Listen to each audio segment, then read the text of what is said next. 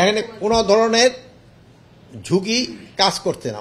প্রতিবারে যেতেবারে পূজা মণ্ডপের সংখ্যা যেমন বাড়ছে, আইন শৃঙ্খলা সংখ্যাকারী বাহিনীর সংখ্যা আমরা বাড়িয়ে দিয়েছি।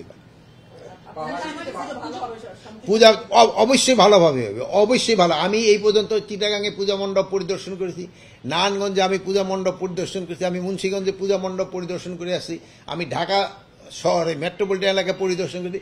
কোথাও কারো ভিতরে কোনো ধরনের শঙ্কা নেই। এটা হইল কিছু সংখ্যক আছে ফ্যাসিস্টের যারা দোষর, এটা সব জায়গায় আছে, তারাই এই কথাটা প্রচার করতে চাচ্ছে।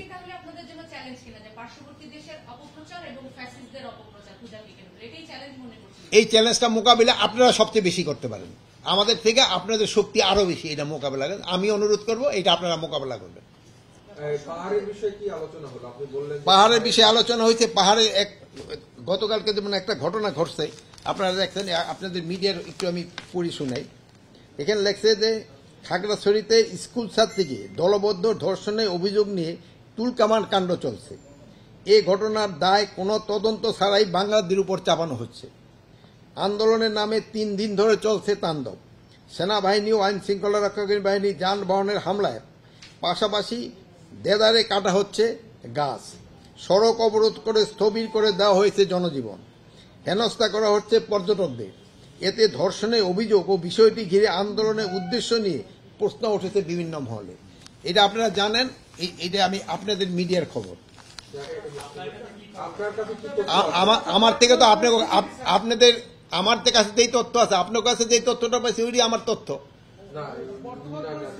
বর্তমান পরিস্থিতি আজকে এটা নিয়ে আমাদের যেখানে উপদেষ্টা আছেন, এই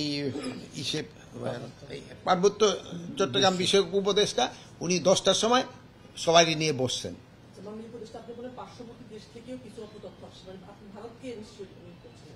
পার্শ্ববর্তী দেশ বলতে আপনি যারে বুঝাবেন আমি তারই মিন করছি।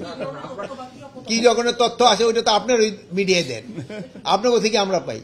ওরা অনেক সময় দেখেন একটা জায়গায় কোনো ঘটনা ঘটে নাই, তারা একটা দেয়। কেন আপনারা ওই যে কি বলে এই কালী মন্দির আমি পরিদর্শনের সময় বলে নাই যে পঞ্চগড়ে, ঠাকুরগাঁয়ে, বিভিন্ন জায়গায় এই সময় প্রত্যেকটা ওনারা ইন্সপেকশন করে দেখছে যে প্রত্যেকটা তথ্যই মিথ্যা।